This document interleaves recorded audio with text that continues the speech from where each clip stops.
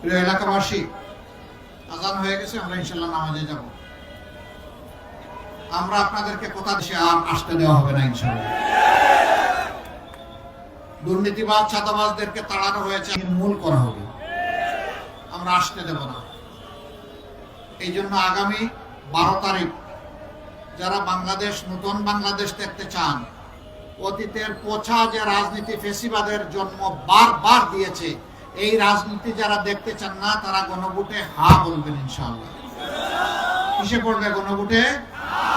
গণভোটে হা মানে আজাদি, না মানে গুলামি। আজাদি না গুলামি?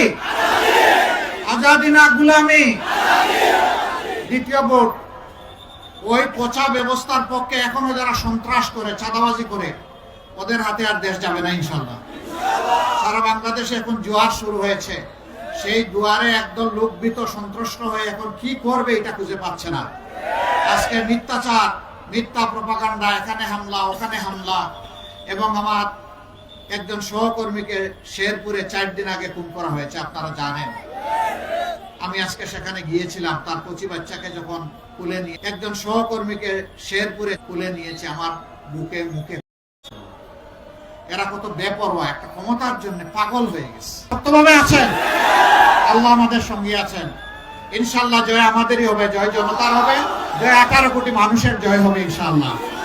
সেই 12 তারিখের ভোটকে পাহারা দিয়ে বুথে পৌঁছাতে হবে, ব্যালট বাক্সে পৌঁছাতে হবে, তারপরে হিসাব গুনে বাড়িতে ফিরতে হবে ইনশাআল্লাহ।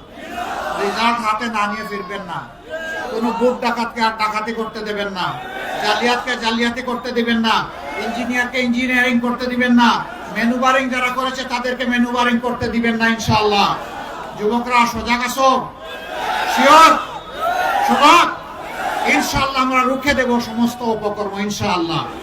সবাইকে মোবারকবাদ, গভীর কৃতজ্ঞতা। আরো দেখা হবে। আমি আপনাদেরই একজন, আপনাদের সাথে ছিলাম, দেশ ছেড়ে কোথাও যাইনি, বিপদে আপদে জেলে গিয়েছি, কিন্তু বাংলাদেশ ছেড়ে কোথাও যাইনি।